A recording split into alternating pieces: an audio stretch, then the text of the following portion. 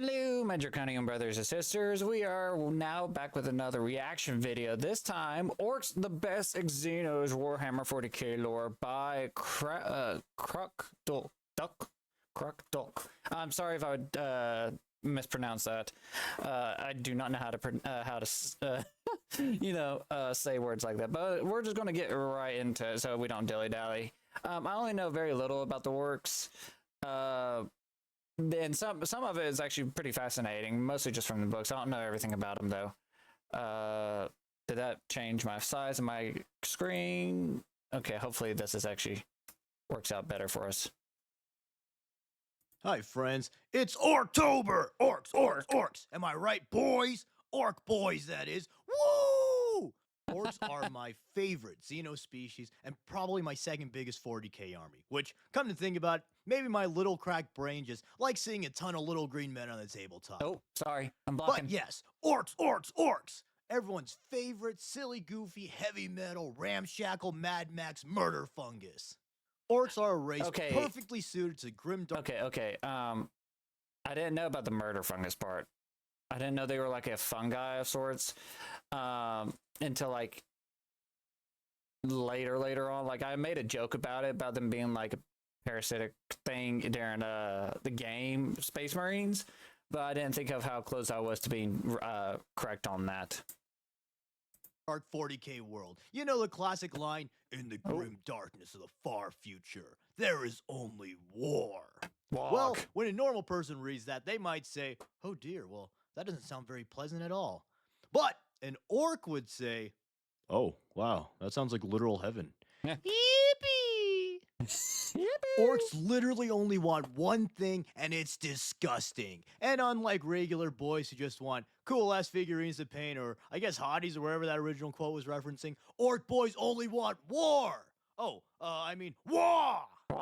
Orcs eat, sleep, and breathe war. And that's at least slightly literal. All of orc culture and biology revolves around war, warfare, and large military conflicts, aka war! The orcs are one of the oldest species in the galaxy, and we're literally— Okay, before he gets into this, I want to say that they are very, very funny. I may get annoyed with them when it comes to the Space Marines game and stuff, but they are one funny hell of a faction. Literally biologically engineered for war. A long time ago in a galaxy that is this one, the old ones, basically super intelligent, near godlike magic space lizards, created the Eldar and later the Orks in order to fight the Necrons in the war in heaven. That's a video for another time, but just know it was pretty nutty. And nutty times call for nutty dudes, and nutty the Orks were.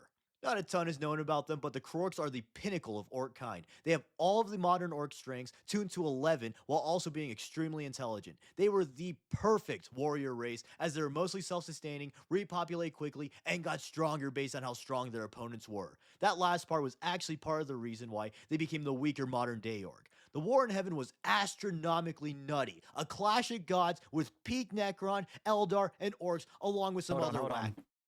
Imagine an insane, crazy battle with a bunch of lasers and stuff. Okay.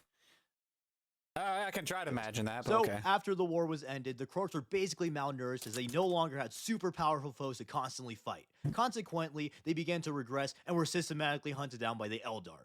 And as the years passed, the Orks became weaker and weaker until their modern-day iteration. Which, the modern-day Orks being the weak, watered-down version of the Orc race is pretty crazy considering their presence is usually an impossible-to-get-rid-of green apocalypse-level event. But with that, what makes the Orcs so dang dangerous? And why exactly are they a perfectly engineered warrior race? Because they're green, and green is best. But jokes plus orcs aside, them being green actually is tied to one of their greatest strengths, their unending tides. But I'll get to that in a bit. First, I need to cover the basics. You. Just you. Nope. Hold on. I can fix this. That's how we can fix it. Incredibly Just tough do a and quick strong. skip. Their bones are thicker and more dense than humans. They have simpler organs, less sensory nerves so they don't feel as much pain, and they have a layer of spongy flesh to lessen impacts. All these traits make the orcs very durable and deadly in combat. They're basically really, really hard to kill, roided up gorillas with giant guns and swords. And that hard to kill part is no joke. Orcs can survive dismemberment, decapitation, impaling, crushing, and pretty much anything else, at least for a short time. And that short time is often enough time for them to shoot you in the face or crump you in return. In addition to this, remember that the orcs So are they, because they're more like a fungus, but they also sound like a starfish. also get stronger than bigger. The more they fight, the more powerful their opponents are, and the more unified they are. This makes orc WAAAGH incredibly dangerous as they unify orcs to a common cause and gather more and more greenskins to wage war, constantly powering themselves up. Now, back to green, and this next part doesn't really make sense for real science, but who gives a damn? This is 40K. Rule of cool, baby. So, 40K the orcs doesn't are follow supposedly science. green because they have chlorophyll in their blood and can photosynthesize. This, Okay. in conjunction with their ability to eat pretty much anything and the fact that their food literally grows with them, means that almost all their labor and supply lines can be dedicated to more DACA! Woo! To elaborate on their food situation, let me describe the typical orc reproduction cycle. And don't worry, kiddos, orcs reproduce in the boring way. That's to say they don't have sex. Unlike us super cool Warhammer players. Orcs are technically a fungoid species, which makes no sense with the photosynthesis thing, since not being able to photosynthesize is a key differentiator between fungi and plant. But I quit biology, so I didn't have to think about biology anymore, so moving on. Also, sometimes orcs are said to be a third fungus, a third animal, and a third plant, specifically algae, but this also doesn't really make sense either, but whatever, it's 40K, not McGraw-Hill. So moving on, for real. The orcs are one of the most numerous, if not the most numerous factions in the entire galaxy. Psst, they're the most numerous. The orcs have been found in every... Okay, before he continues, I want to say I do... again, they are very numerous, because I think I read several books that it's just with just a bunch of orcs half the time. Well, not half the time, my bad. No, oh god, what the most recent book I read was about Horus Heresy. Horus Heresy? I could be pronouncing that wrong because I'm just not good with names. But that's kind of the books I'm in right now. Orcs, though, I have heard from like recent books I have read in the past. But they are pretty numerous. But I still have to say, Team Tyrannid for me. I'm still Team Tyrannid just because. Corner of the galaxy. So there's no doubt at least 10 of them on the low end and more than 11 of them on the high end. Even worse, the orcs spread and reproduce at an astonishing rate. So if they don't quite inhabit every corner of their galaxy yet, they will eventually. So just like Spirit Halloween, like a bazillion of them can just show up overnight and sow terror in the local population. Boom! Orktober, October callback, baby.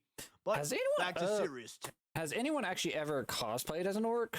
Because I probably haven't been to enough conventions to see that yet, but I haven't seen personally one person that cosplays as an orc yet. It'd be interesting to see though. Overnight is a bit of an overstatement, but they still reproduce very quickly. Orcs reproduce by releasing spores which incubate underground into little freakish plant wombs and gestate into various orcoid life forms. Often squigs are born first, then snotlings who start the food supply by herding the squigs and cultivating fungus, then the grots build important structures, and then finally, just like a blister, the orcs come after the hard work's done. They use all the stuff the lesser orcoid life forms so nicely made for them and go off to look for something to fight. This orc life cycle makes it almost impossible to fully eradicate the orcs, since once you kill one of them, they release a bunch of spores to start the cycle anew. So usually once a planet is visited by the orcs, they have to deal with them for the rest of time. But I now realize I just listed a bunch of names that might sound like a bunch of nonsense to normal people, so let's quickly segue into orc culture. The orcs essentially have a caste system in which the wacky critters I just described are put into. Much like playground children or the Decepticons, orcs believe that might is right and the biggest and strongest shall lead the rest of the boys. So, the squigs, snotlings, and grots are considered lesser beings since they're weak and small and can barely even fight. Usually. And as such, these little dudes are assigned to all the boring ass tasks like manufacturing, farming, being farmed, fixing things, and basically everything else actually essential to actually keeping their society functional. Meanwhile, the proper orcs get to do the fun stuff, like killing things. Woo! Oh my god, what is with the ads on this video? Holy crap. Okay, that's ads over. Then, even here, in their own subspecies, they're also put into soft classes. The run-of-the-mill orc is simply referred to as a boy, and these serve as the standard infantry of an orc. WAAAGH! Although generally the weakest orc, the boys are still brutal green monster men that can kill most things, especially when he's joined by like a million other boys. Another important part they're of orc annoying as biology hell is sometimes, that I they swear. all have some sort of innate knowledge coded into them. Usually this is just like a million different ways to brutally kill stuff, but sometimes it's things like engineering or magic, which brings us to the more specialized boys called odd boys. The odd First up are the boys? I mech mean, I know boys, these who guys 'cause invent I've and dealt fix with all some the of 'em orcs in, technology. They can pretty much fix Space or make Marines. anything, but The they don't wizard one, truly mostly. understand how the machines work, rather they just rely on their genetic instincts to get the job done. To demonstrate their absolute genius, here's one of their greatest inventions. It's called a shock attack gun. Oh, alright, sounds like an electricity gun. Impressive, but kinda sci-fi basic if you ask me.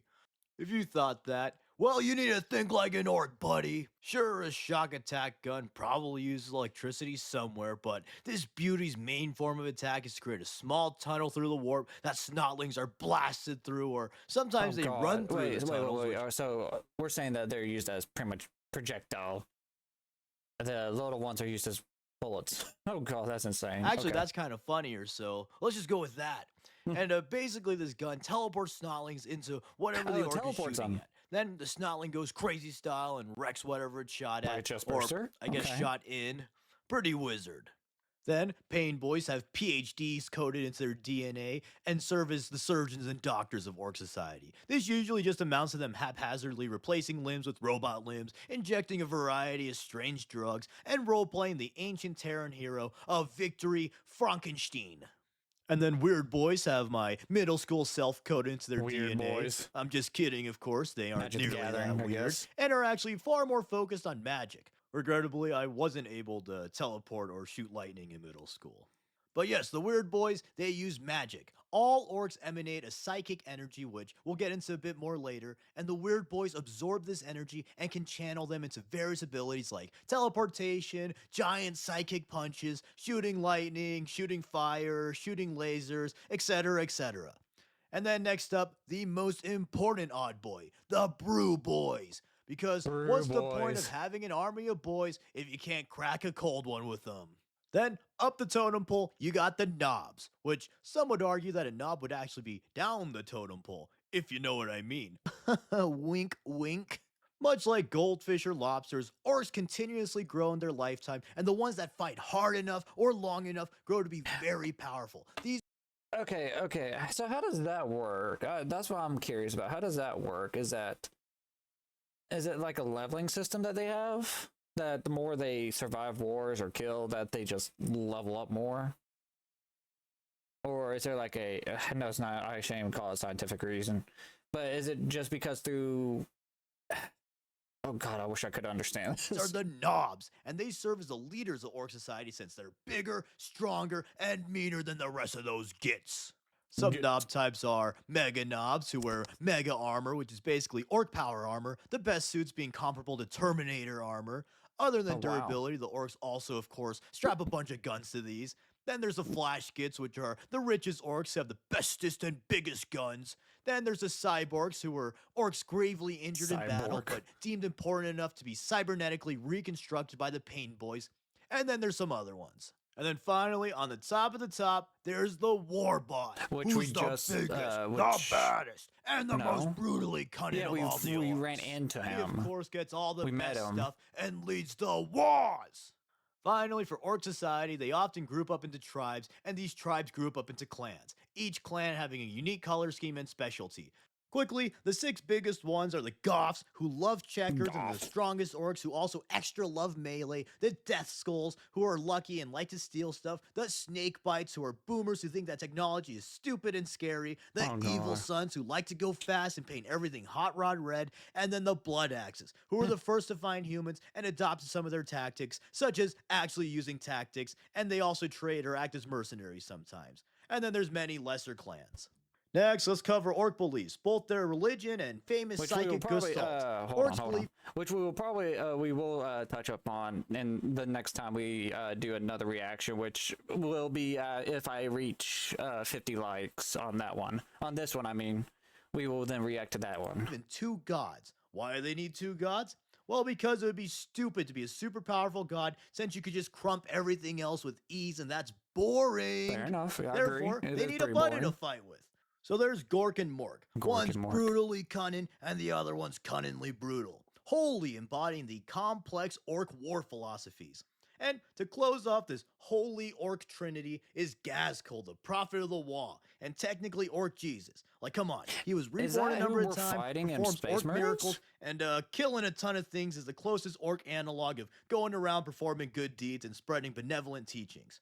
Then, on the other side of the orc belief coin is their unique species-wide psychic ability called the Psychic Gestalt, a concept who gives the stupid-ass shovel memes a run for their misconception money. The Psychic Gestalt is essentially a psychic field made up of the psychic aura. Okay, this is what I found fascinating.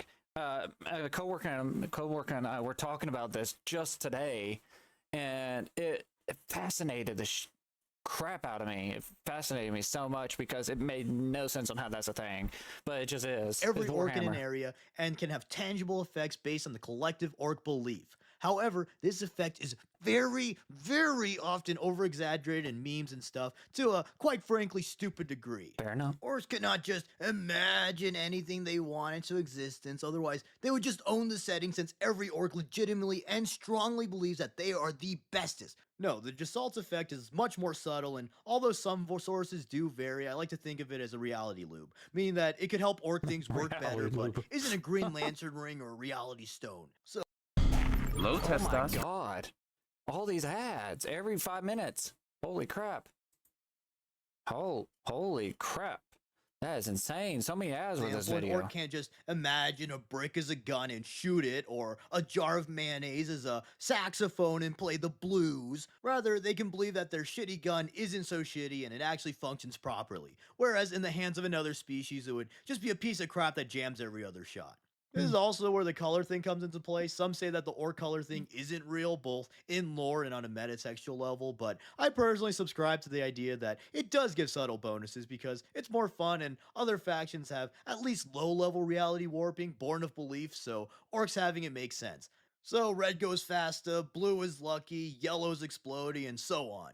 Another way this manifests is in their WAAAGHs! Orc WAAAGHs! Are basically orc crusades where they go plan to plan, destroying everything in their warpath. As previously mentioned, when on a WAAAGH, the more orcs there are, the stronger they get, and this is from the Psychic Assault.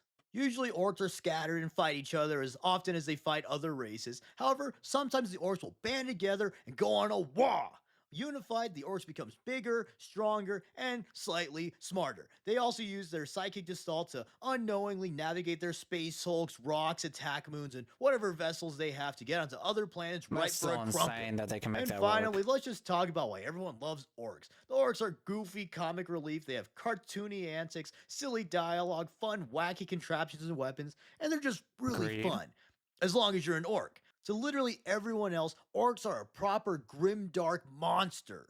To face an unending tide of excessively cruel, relentlessly durable green monsters who literally only want war is a hopeless nightmare. Kill an orc and hundreds will replace it. The more you fight a WAAAGH, the stronger it gets unless you utterly eradicate it. Orcs are everywhere, and they're not leaving anytime soon. Then, from a hobby perspective, they're just such a fun faction with so much baked-in creative freedom. Yes, you could technically kit bash anything for any faction, but to me, I like to at least follow the lore a little bit for my hobby projects, so having a faction that's known for stealing stuff, making ramshackle gear, and using pretty much whatever is a kit basher's dream. After all, every kit is an orc kit.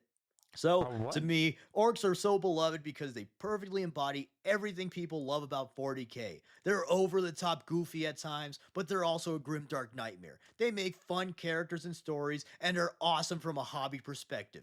They are truly the Warhammer 40,000. But yeah, that's the orcs. The best Xenos in my opinion, and the only faction in 40K where the majority of them are having a good time. They're literally in orc heaven. Green is truly the best. So let me know what you think of the orcs and what your favorite clan is. I definitely want to make more orc videos, and the reason I haven't so far is honestly because I didn't like the way I drew them up until recently, so be on the lookout for more specific orc videos, maybe like orc units or Gazkul. And thank you for watching, and thank you to all my patrons who helped. Now I have to say, this was interesting. Go give this guy a like. Give all the credit to this guy. He did a very amazing video, and I just enjoy his little cartoons and whatnot of the cartoon iteration of the orcs. I do have some other videos in line, but like I said, if we actually hit 50 likes, I'll watch another. But anyways, Again, go get those guys subscribe. All the credit goes to him. Again, I cannot pronounce your name, so I do apologize if you do see this. But go give him some love, show him that you really like his videos, and I will see you guys in the next one.